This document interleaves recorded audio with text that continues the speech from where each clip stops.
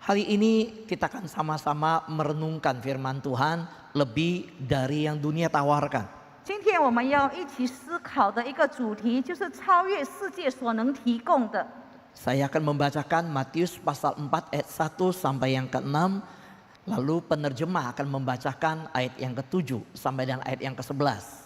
胡牧师会读马太福音的第4章1到6节，然后翻译的会从第7节读到第11节。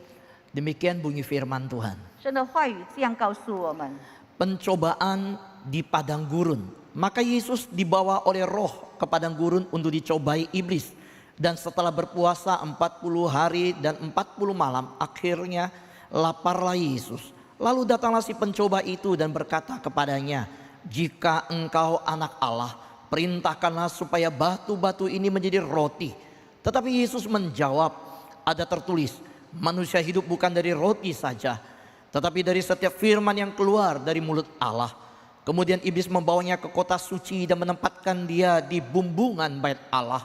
Lalu berkata kepadanya, "Jika engkau anak Allah, jatuhkanlah dirimu ke bawah, sebab ada tertulis, mengenai engkau ia akan memerintahkan malaikat-malaikatnya dan mereka akan menatang engkau di atas tangannya, supaya kakimu jangan terantuk kepada batu."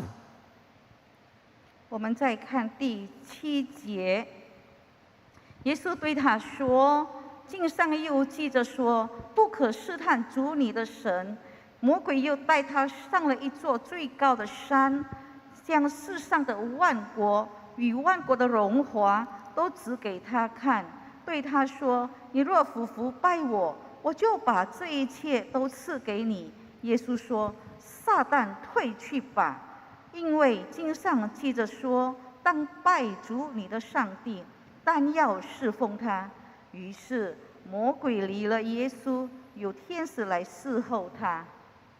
Saudara, Anda dan saya pernah mengalami yang namanya pencobaan. 各位弟兄姐妹，你跟我一定曾经历过这个试探。 Dan saya percaya kita masing-masing punya keinginan dan imajinasi. Seandainya suatu hari punya uang, punya kekuasaan, atau punya sebuah kedudukan. 我们常常会自己想象，假如有一天我有了财富，我有了身份，我有了地位，有了权势的时候，我会怎样？ Saya menemukan sebuah desa di yang namanya Tuban ya. Itu mereka memborong mobil-mobil sampai 100 lebih mobil masuk ke desa tersebut dari showroom, mengejutkan dan viral dalam minggu ini. 有一个小乡村叫做杜办，在这个礼拜里面，这个消息非常的流行，就是说他们买了100多辆的车子进到这个乡村去。 Saya langsung ambil dari berita dari Tuban yang diberi judul "Terlanjur Jadi Miliarder". Warga Sumber Geneng, Tuban nekat borong mobil meski belum bisa nyetir. 我就用了这个头条新闻，他是这样说，因为他们是突然的暴发起来了。这个松柏根嫩的居民，虽然他们还不会开车，可是他们大量的购买汽车。 Di antara mereka ada yang dapat 24 miliar dari hasil jual tanahnya. 他们把地卖给国家的炼油厂的时候，他们赚了24M。 Ada yang dapat 9 miliar, rata-rata puluhan miliar, saudara. 有的拿到9M 的赔偿金，他们几乎都拿到17M 的赔偿金。 Apa yang harus dilakukan ketika dalam keadaan yang seperti itu? 他们突然间爆发，富有起来了，他们要做什么呢？ Saya ingin bertanya kepada Anda yang mengikuti streaming siaran khotbah ini, apa yang Anda lakukan ketika Anda punya uang yang tiba-tiba begitu banyak? 今天你在电视前参加我们这个直播崇拜的人，我要问你，假如突然间有一天你拿到那么多的钱，你要做什么呢？ Lalu saya lebih dalam berpikir, seandainya kalau seseorang tiba-tiba juga dia punya kuasa, punya pasukan, 另外一个，如果有一天给你一个很大的权势，有很多随从跟着你， apa yang akan diperbuat? 你要做什么呢？ Saudara, dalam kisah pencobaan di padang gurun, Yesus dicobai. 我们看耶稣在旷野被试探的时候，他是怎样做的？ Yesus baru dinyatakan sebelumnya di pasal 3, pengakuan dari surga berkata, inilah anak yang kukasihi. Ketika Yesus keluar dari air waktu dibaptis. 因为耶稣受洗上来的时候，从天上有声音说：“这是我的爱子。” Saudara, Yesus setelah dibaptis dibawa oleh roh ke padang gurun untuk dicobai iblis. 耶稣领了洗以后，圣灵引导他到旷野，要受魔鬼的试探。 Saudara, pengakuan yang didengar dan diterima Yesus bahwa inilah anak yang kukasihi, sejenak kemudian mulai masuk kepada sebuah pencobaan. 耶稣得到了一个肯定的声音，承认说这个是我的爱子的声音以后，圣灵就引导他到旷野去。 Di ayat 1 langsung dikatakan dicobai iblis. 然后第4章1节这里就告诉我们说，受魔鬼的试探。 Saudara, iblis merupakan musuh terbesar kita. 魔鬼是我们最大的仇敌。 Sebagai orang Kristen, kita harus sadar bahwa kita terlibat dalam peperangan rohani melawan kuasa-kuasa kejahatan yang tidak nampak namun sangat nyata. 我们成为基督徒，我们要时时警醒，就是说我们现在是在属灵征战当中。我们的仇敌，我们看不到的那个恶势力，那个空中掌权的。 Sebelum kita ada dan lahir di dunia, iblis sudah ada. 我们还没有生在世上的时候，魔鬼已经存在了。 Bahkan dia mencobai Adam dan Hawa di Taman Eden. 甚至在伊甸园的时候，他已经给亚当夏娃试探。 Pengalaman hidup kita seumur saat ini, tetapi iblis pengalamannya sudah seumur Adam dan Hawa sampai sekarang. 我们活到多大的年龄，我们的经验也是有多少。可是魔鬼的经验是从亚当夏娃开始就有经验试探人了。 Bagaimana melawan yang tidak kelihatan ini? 那我们要怎么去对付我们看不到的仇敌呢？ Dia bisa melihat kita. 因为我们仇敌可以看到我们， Dia lebih jauh pengalaman dari kita. 他的经验是高过我们。 Bahkan Efesus berkata peperangan kita bukan melawan darah dan daging, tetapi melawan roh-roh jahat yang ada di udara. 因为以弗所书也告诉我们，我们做征战不是对这个有血气的征战， Melawan penghulu-penghulu di udara. 是对空中掌权的征战。 Saudara, ketika saya renungkan hal ini, saya berpikir betapa pentingnya ketika satu gereja menerima pelayan-pelayan Tuhan. Apakah dia guru sekolah minggu, apakah dia diaken majelis, bahwa menyadari sungguh-sungguh hidup dalam sebuah pelayanan ada banyak pencobaan. 我是很希望每一位参与侍奉的，你是主日学老师也好，哪怕你是执事，在各方面的侍奉的，你都要紧紧知道你会受很多的试探。 Alkitab seolah-olah berbicara di dalam sebuah kehidupan anak Tuhan sebelum masuk ke dalam pelayanan. Betapa indahnya kalau gereja Tuhan mengajak, yuk kita puasa sama-sama. 我们成为神的儿女，你还没有进入参与任何一个侍奉之前，如果教会能够把你带到神的面前，一起祭祀祷告，那个是很美好的一件事情。 Bahkan sebelum diterima menjadi guru sekolah minggu, sebelum diterima menjadi diaken, sebelum diterima menjadi aktivis pelayan pemuda. Betapa indahnya kalau anak-anak Tuhan itu dididik dalam sebuah kelas yang mengerti Matius pasal 4 ayat 1 sampai 11. Benar-benar diberikan pengajaran bahwa hidup ini penuh dengan pencobaan. Iblis adalah musuh terbesar kita. 假如教会要录取圣工人员，如果他是主日学老师，或者他是执事，或者他是团契的智委干事，或者圣工人员，我们先给他一个培训，告诉他，你参加侍奉的时候，你就像马太福音4章1节，你会受魔鬼的试探。 Karena pola ini jelas terdapat di dalam Alkitab. 因为这个圣经很清楚的铭记给我们了。 Yesus yang setelah dibaptis sebelum masuk ke pelayanan mengalami hal ini. 耶稣领了洗，他还没有开始释放的时候，他也经历到同样的事。 Iblis menawarkan kepuasan kepada Yesus. 魔鬼就提供给耶稣，我要给你满足。 Inilah pencobaan pertama yang saya lihat di dalam ayat 3 dan 4.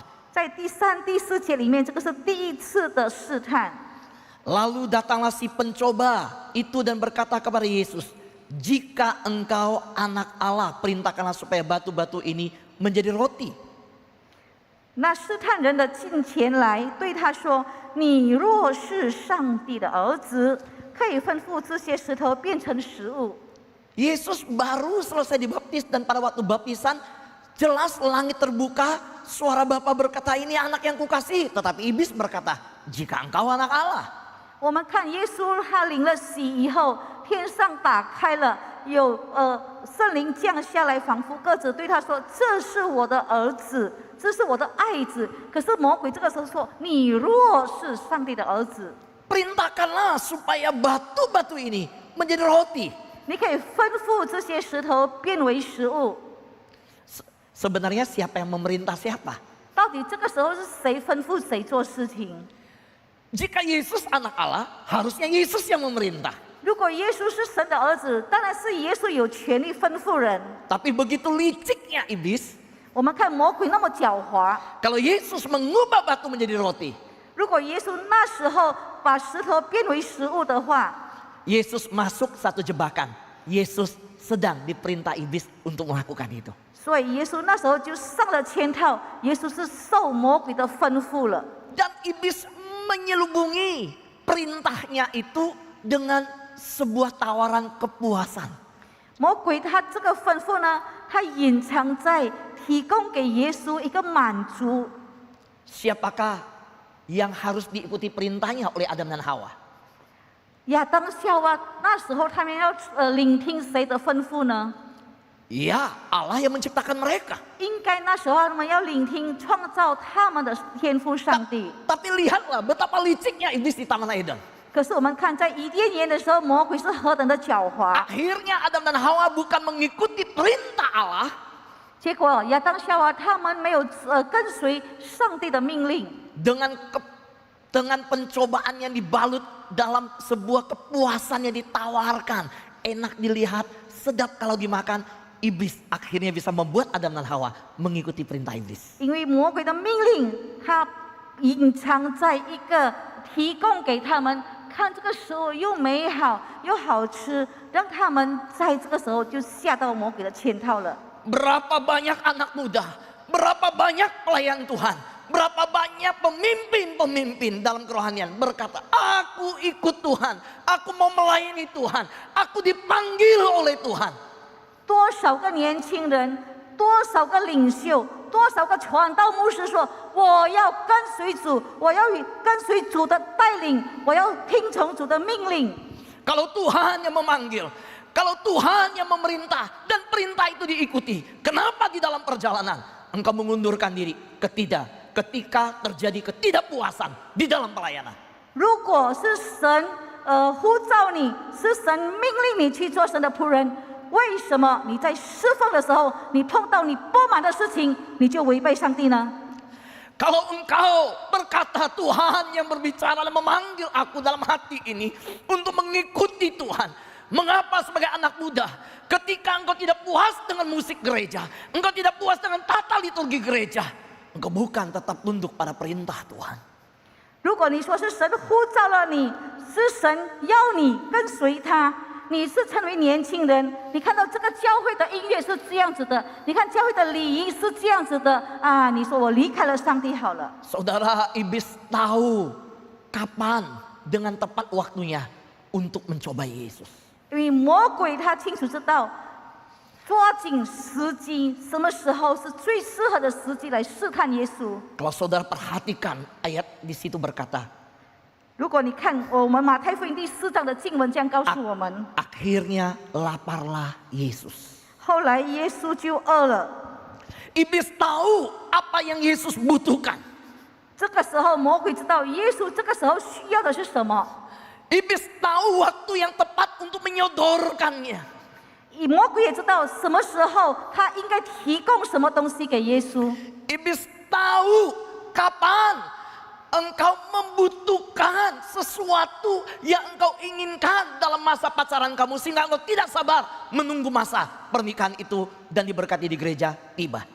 魔鬼也知道你在交男女朋友的时候，在性欲方面你需要的是什么，你不等到你的婚姻过后得到，可是你就陷入魔鬼的圈套了。 Ingat saudara, saya ulangi, iblis tahu apa yang dibutuhkan dan kapan itu dibutuhkan. Tepat sekali iblis tahu. 魔鬼知道你需要的是什么，魔鬼知道什么时候是最正确的时机，他就来试探你。 Tapi lihatlah jawaban Yesus. 可是我们看耶稣的答案， Dalam sisi manusia yang bisa mengalami lapar, Yesus menyatakan bahwa hidup atau mati adalah sebuah keputusan yang tetap mengikuti kehendak Bapa di surga. 所以耶稣虽然他身体挨饿的时候，可是说人的生死在乎上帝的主权。 Saudara dan jemaat yang saya kasih dalam Tuhan, dalam keadaan terjepit atau krisis yang bagaimanapun hebatnya, yang mengancam nyawa kita sekalipun, ingat bahwa hidup atau mati tergantung kehendak Tuhan. 各位弟兄姐妹，你要清清楚楚明白，你如果在困惑当中，你是在危机当中，再大的危机，甚至有生命危险也好，你要记住，人的生死是在乎神的主权、神的旨意。 Itulah kesimpulan dari jawaban Yesus yang berkata, manusia hidup bukan dari roti saja, tetapi dari setiap firman yang keluar dari mulut Allah. Seolah-olah Yesus berkata, kalau memang karena kelaparan ini aku mati pun, aku akan tetap menuruti kehendak Allah. 所以耶稣就做一个总结，他的总结就是说，人活着不是单靠食物，乃是靠上帝口里所出的一切话。意思是什么呢？意思说，如果我因为饿死的话，我还是要为荣耀神而饿死，我不在乎。 Saudara, memang sebagai anak Tuhan adalah saat kita mengalami krisis di dalam bisnis kita. 各位弟兄姐妹，我们成为神的儿女，我们如果在生意上碰到危机的时候， Terjepit dalam kehidupan kita, 我们被生活穷困的时候， bahkan terancam nyawa kita sekalipun. 甚至我们有生命危险的时候， Tapi ingatlah, 你要记住， hidup dan mati kita 我们的生死 bergantung kepada kehendak Tuhan. 都是在乎神的旨意。 Itulah pernyataan tegas dari Yesus ketika di pencobaan pertama menjawab iblis. 所以耶稣第一次受试探的时候，他很坚决肯定的就答复了魔鬼， Manusia bukan hidup dari roti saja, 就是说我们活着不是单靠食物， tetapi dari setiap firman yang keluar dari mulut Allah. 是靠上帝口里所出的每一句话。 Saudara, kita ingat Yesus berkata dalam Matius pasal 16 ayat 26. 我们记得在马太福音16章26节，耶稣这样说： Apa gunanya seorang memperoleh seluruh dunia tetapi kehilangan nyawanya? Dan apakah yang dapat diberikannya sebagai ganti nyawanya? 马太福音16章26节这样告诉我们：人若赚了全世界，赔上自己的生命，有什么益处呢？人还能拿什么换生命呢？ Bagi Yesus, lebih baik mati dalam kelaparan, tetapi tetap tunduk pada kehendak Allah. 对耶稣来说，我宁愿为了饿死，我还是要顺服、降服与上帝。 Dari Matius 16 ayat 26 kita menemukan, bagi Yesus lebih baik kehilangan seluruh dunia, kehilangan nyawa, 对， tetapi tetap taat kepada kehendak Allah. 我们看16章26节告诉我们，我们赔上生命，我们失去我们一切的财富，我们仍然要忠心顺服上帝。 Saudaraku yang terkasih dalam Tuhan, tidak ada gunanya memiliki kepuasan yang dari dunia. 各位弟兄姐妹，我们拥有世界的宝珠，那个是算不得什么。 Kalau kehilangan keselamatan yang dimana telah diberikan dengan mahal di dalam Kristus Yesus. 如果你失去了那些无价之宝，就是在基督里面的救恩。 Pemberontakan kepada Allah, tidak tunduk kepada kehendak Allah, itu sesuatu yang jelas tidak boleh terbayangkan sekalipun oleh anak-anak Allah. 你抵挡上帝，你不顺服上帝，对神的儿女，这是不应该做的事。Saudara, yang kedua, di dalam pencobaan Yesus kita melihat Matius pasal 4 ayat 6 sampai 7. 在马太福音4章6到7节是个第二个试探， Jatuhkanlah dirimu ke bawah. 你可以跳下去。 Mengenai engkau, ia memerintahkan malaikat-malaikatnya dan mereka akan menatang engkau di atas tangannya supaya kakimu jangan teranduk kepada batu. 因为主要为你吩咐他的使者用手托住你，免得你的脚碰到石头上。 Saudara, sekali lagi iblis ingin Yesus melakukan sebuah pembuktian jika engkau anak Allah. 魔鬼这个时候再一次的重复，再一次的引诱耶稣说：“若是你， Yes. 若你是上帝的儿子， Yesus tidak perlu membuktikan dan melakukan sesuatu untuk membuktikan dirinya Allah, 耶稣 anak Allah. 不需要来证明他就是神的儿子。” Saudara, sekali lagi ketika Yesus dibaptis dan pernyataan berkata inilah anak yang kukasihi, Yesus identitasnya jelas dan tidak perlu untuk melakukan satu mujizat dan melakukan sesuatu untuk membuktikan dia anak Allah.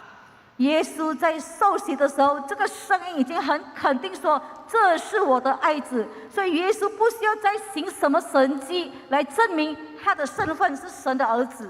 Apakah saudara perhatikan pencobaan pertama dan kedua? Sesuatu yang diulangi jika engkau anak Allah yang menyerang ke identitas. 你注意了没有？在第一次的试探、第二次的试探，魔鬼攻击的是什么？攻击的是他的身份。你若是神的儿子， Pencobaan apakah ini? 这到底是什么试探呢？ Sesuatu yang ditawarkan kepada Yesus yang namanya kejayaan. 因为他那时候提供给耶稣的就是世界的荣华富贵，一个光荣的生活。 Berapa banyak anak Tuhan yang masih hidup di dunia selalu ingin membuktikan bahwa dia berhasil di antara temannya. 多少时候，我们成为神的儿女，我们活在世上，我们很想炫耀给其他的人看到，我们比别人成功。 Seminggu lalu saya melayani sebuah kasus di mana satu keluarga mengalami satu keributan yang sangat besar. 上个礼拜我处理了一件事情，这个家庭里面发生了财产的纠纷。 Sang istri sebenarnya sudah sangat berhati-hati dan berkata-kata di dalam suasana Imlek. 就是说，在过年的气氛，成为妻子的，她已经小心翼翼的在说话。 Oh ya saudara, ini masih suasana Imlek ya, Kyunghi ya, untuk yang streaming di rumah. 今天我们也是在春节的气氛，我忘了，我先跟大家恭喜新年快乐。 Dan istrinya berkata, saya nggak tahu kenapa tiba-tiba suaminya ngamuk besar di depan orang tuanya dan saudara-saudaranya dan istrinya dimarahin habis. 太太说：“我万万想不到，为什么那时候我的丈夫被激动，而且在他的父母、在他的亲戚当中，他就大发雷霆。 Dalam kemarahan besar, sang suaminya menelpon saya. 然后在他的愤恨当中，这个做丈夫的打电话给胡牧师。 Di dalam suasana Imlek hari itu Imlek hari kedua, itu dalam kemarahan besar seluruh keluarganya disuruh pulang, jangan injakan kaki di rumah ini. 就是说，那个是在年初二的时候，他这个做丈夫的气愤愤的说：“每一个人给我滚开，不准任何人再走进这个家门。” Ketika saya memberikan ketenangan lalu mulai membimbing dalam konseling. 我让他平息下来以后，我就开始给他的一个智商辅导。 Puji Tuhan, Tuhan menolong, semua berjalan baik dan terjadi rekonsiliasi. 感谢主，神干预在里面，他们两个可以复合。 Apa yang terjadi sebenarnya? 到底发生什么事情呢？ Sang pria ini berasal dari keluarga yang miskin sekali, merantau dari daerah yang jauh ke Jakarta.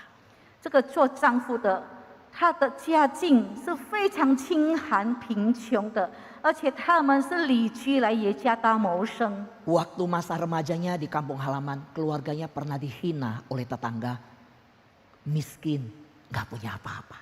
他在年少的时候，在他的老家那边，邻居们都在轻看藐视他们，因为他们一无所有，穷的这个地步。 Itu trauma yang membekas di dalam hidupnya.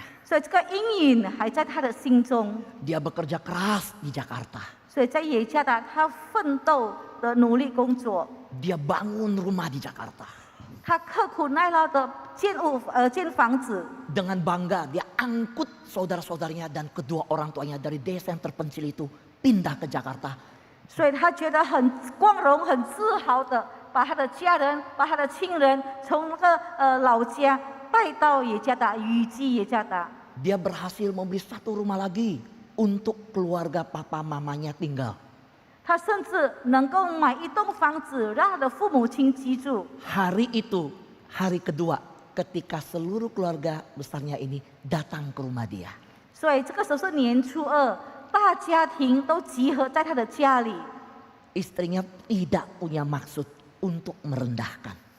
做太太的一点都没有用心说要轻看这个做丈夫的， Saking akrabnya karena sudah dekat terucap kalimat yang penafsiran suaminya, papa mama saya dianggap sebagai orang miskin. Lu hina papa mama saya. Hari ini saya nggak bisa terima. 说者无意，丈夫的理解听子就有心了。他觉得说你这样讲的话，你调看我的父母亲，轻看他们是贫穷的人，我接受不了。 Saya orang yang tidak boleh dihina. 不许可任何人轻看我。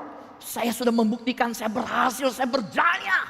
我已经证明了，我已经有成就了， Lu 我已经有这个兴旺的日子。 Kamu nggak tahu siapa saya. 你知道吗？我到底是谁？ Saudara, kadang-kadang saya melihat ini terjadi dalam sebuah pelayanan. 多少时候，同样的情况在释放当中也会发生。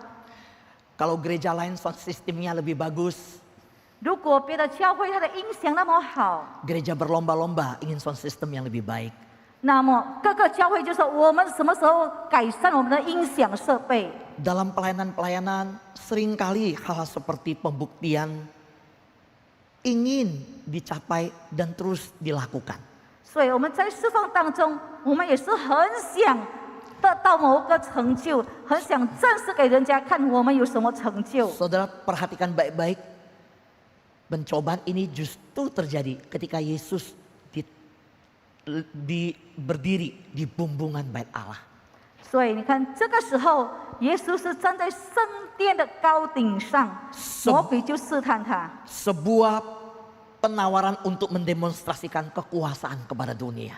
提供给他一个挑战，让世界看到你的荣华富贵。 Hati-hati saudara. 所以你要小心。 Tindakan congkak mendemonstrasikan kekuasaan sebenarnya bukan menunjukkan iman, tetapi keraguan kepada kuasa Allah.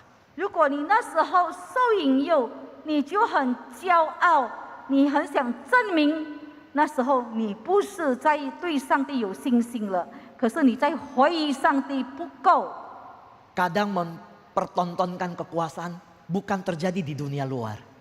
多少时候炫耀自己，不是在教会以外的事情。 Bahkan saya melihat gereja yang begitu ngotot mendemonstrasikan kuasa Allah. Justru gereja tersebut sedang mengatakan, kalau tidak terjadi kuasa Allah, kita ragu Allah itu berkuasa apa enggak. 多少时候，很多教会他们所炫耀的说，我们的教会有神的能力存在。如果那时候教会没有神的能力存在，他们就怀疑到底这个是不是神的教会。 Saudara, saya biasa aja tuh kalau lihat ada hamba Tuhan, ada gereja yang, ayo lihat kuasa Allah, ayo KKR, kesembuhan segala macam. Udah saudara, dia tetap Allah, dia tetap Tuhan yang berkuasa dalam kehendaknya mau menyembuhkan maupun enggak. Kita tetap berkata, dia tetap Allah.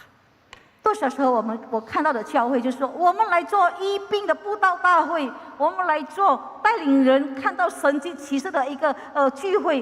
可是对我来说，这个都是很平常的。神医治也好，神不医治也好，都是神存在。 Hari ini dalam masa pandemi, pandemi masih berlangsung ataukah tetap ada sampai saat ini atau akan tetap berlangsung sampai ke depan. Bagi dia, kita umat Allah tetap mencari Tuhan dan mempertuhankan Yesus sebagai juru selamat dan Tuhan kita. Tidak akan menggoyahkan 所以我们就不需要再被动摇，甚至这个时候疫情还在，疫情也能够延续下去吗？神是存在的神，你不需要再怀疑他。 Pencobaan yang ketiga. 第三个试验， Tujuan pencobaan ini supaya Yesus mendapatkan mahkota tanpa salib. 就是希望耶稣能够得到荣耀的冠冕，可是免去十字架的受苦。 Iblis berkata, semua itu akan kuberikan kepadamu jika engkau sujud menyembah aku. 他说：“只要你俯伏拜我，我就把这一切赐给你了。” Apa tujuannya? 他的目的是什么呢？ Supaya Yesus mendapatkan mahkota tanpa salib. 就是耶稣可以得到荣耀的冠冕，可是不需要经过十字架的代价。 Saudara, coba lihat slide selanjutnya ini. 我们看下一节那个荧幕。 Next lagi. Saudaraku yang terkasih dalam Tuhan. Pada kejadian di Babel. 我们看在巴别塔的事件， Saudara, manusia meninggikan diri dan berusaha seperti Tuhan. 那时候人类高举自己，要跟上帝一样。 Tapi saudara tahu apa yang terjadi di masa sekarang? 可是现在的情况是怎样呢？ Manusia merendahkan Tuhan supaya sejajar dengan manusia. 每一个人都把神拉得很低，好像人跟神是平等的。 Saudara, ini terjadi di pelayanan. 同样的，在侍奉也是一样的发生。 Maka mengapa saya katakan Matius pasal 4 ini sangat tepat ketika sebelum masuk dalam pelayanan di gereja, anak-anak Tuhan diperlengkapi tentang ini loh pencobaan yang akan dihadapi. 所以我刚才讲的很正确，就是说每一个属于神的儿女，他们还没有参加侍奉之前，要先给他们装备，魔鬼会在这几方面给你试探。 Ingin berjaya tanpa melalui salib. 你需要得到荣耀冠冕，可是你不要有十字架的道路。 Ingin mengalami kepuasan tanpa mengalami salib. 你要得到一切的满足，可是你不要有十字架的痛苦。 Ingin punya kuasa tanpa mau berdoa. 你要有权利，可是你不要祷告。 Ingin menguasai firman Tuhan tanpa mau PA. 你要懂得神的话语，可是你都不要好好的查经。 Ingin keintiman dengan Tuhan tanpa pernah mau masuk dalam hadirat Tuhan. 你要感受到与神亲近，可是你从来不要有跟神一个灵修的生活。 Itu yang ditawarkan iblis. 这就是魔鬼所提供的。 Tetapi saudara, jawaban Yesus mengejutkan. 耶稣的答案是非常让我们吃惊的。 Waktu iblis berkata, jatuhkanlah dirimu dari bumbungan bait Allah. 当魔鬼叫他从那个圣殿的屋顶跳下来的时候， Justru Yesus dengan rela naik ke atas kayu salib. 那时候耶稣说心甘情愿的上去十字架。 Buktikanlah engkau anak Allah akan ditopang kakimu. Jatuhkan dirimu. 你把自己跳下来，让侄子来托住你，来证明你是神的儿子。 Justru Yesus seperti domba dibawa ke pembantaian. Merelakan diri, dinaikkan ke atas salib dan dipakukan. Yesus tidak turun. 耶稣情愿像一只羔羊，被牵到宰杀之地，愿意上十字架，也不愿意下来。 Saudara harus mengerti cara-cara daripada Tuhan. 所以你要抓紧明白神的方式。 Saudara harus tahu di mana cara-cara Tuhan yang ajaib ketika berkarya di dalam pelayanan. 你要知道，在你的侍奉上，神的参与、神的作为是怎样彰显的。 Bukan berhenti pada mujizat-mujizat yang Yesus lakukan lalu kita terkagum-kagum. 不是说他要有神迹奇事，让每个人很惊讶。 Ketika iblis berkata, ini sebuah mujizat kalau bisa mengubah batu menjadi roti. 如果魔鬼说这个是神迹啊，你看哦，石头会变成食物啊， Kalau bisa menjatuhkan diri dari bumbungan bait Allah dan kaki tidak terantuk. 你可以从那个屋顶上跳下来，可是你的脚都碰不到石头。 Tapi tidak ada mujizat di salib. 十字架呢？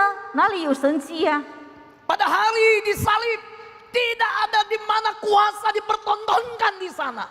因为在十字架上看不到任何权势在那边。 Satu pribadi yang sanggup membangkitkan orang mati tidak bergerak di atas salib dan justru dalam keadaan begitu lemah. 一个能使人复活的人，可是这个时候在十字架上，他被钉在上面，他自己很无助，自己救不了自己。 Satu pribadi yang dicobai tidak mau terjun dari bumbungan bait Allah, justru dengan rela menyerahkan diri, dinaikkan, dipertontonkan di atas kayu salib. 有一位他不愿意从那个圣殿的屋顶跳下来的，他甘心情愿上到十字架上，给众人藐视，挂在上面。 Sungguh saya tidak mampu mengerti kasih Allah yang ajaib ini. 我们始终不明白神奇妙大爱。 Di minggu ini di mana kita mempersiapkan diri menuju kepada Jumat Agung dan menuju kepada Paskah. 我们这个是复活节前的第一个主日，我们要开始预备我们的心，进入受难节、复活节。 Mari kita bertobat sungguh-sungguh. 我们要真心的悔改。 Kalau kita masih meminta Tuhan menyatakan dirinya bahwa kalau engkau mengasihi aku, berikan aku mujizat. 如果你还在那边恳求神啊，如果你是爱我的话，你就把神迹彰显给我看的话， Tunjukkan Tuhan bahwa engkau mengasihi aku dengan engkau melepaskan aku dari persoalan ini. 你要证明给我看，我是你所爱的儿子，所以你要把我从我的问题中得到释放。 Tuhan aku terjepit, Tuhan aku terhimpit, Tuhan aku mengalami goncangan dalam kehidupan ini. 神啊，我在困苦当中，我在穷困当中，我在压迫当中，主啊，求你释放我。 Kalau engkau anak Allah yang aku sembah, 如果你是我敬 tunjukkanlah 拜， mujizatmu. 如果你是真神，是我敬拜的真神，你就把神迹彰显给我看。 Ingatlah saudara di minggu ini sebelum menuju kepada Jumat Agung. 各位弟兄姐妹，牢牢的记住，我们在一苦期的时间，我们还没有进入受难之前， Dia yang berkuasa mengubah air menjadi anggur. 他有权柄使水变成酒， Tidak mengubah batu menjadi roti. 可是他不要把这个石头变成饼。 Dia yang berkuasa membangkitkan orang yang dari kubur. Bahkan sekalipun mati 4 hari, dia tidak memakai kuasa untuk melakukan sesuatu yang spektakuler di masa pencobaan. 他虽然有权势让那个死了而且在坟墓里4天的那个人复活起来，他没有用同样的权势对他自己来成就神的计划。 Kalau engkau masih meminta kuasa dipertontonkan dalam kehidupanmu, jika dia anak Allah, berikanlah mujizat kepadaku.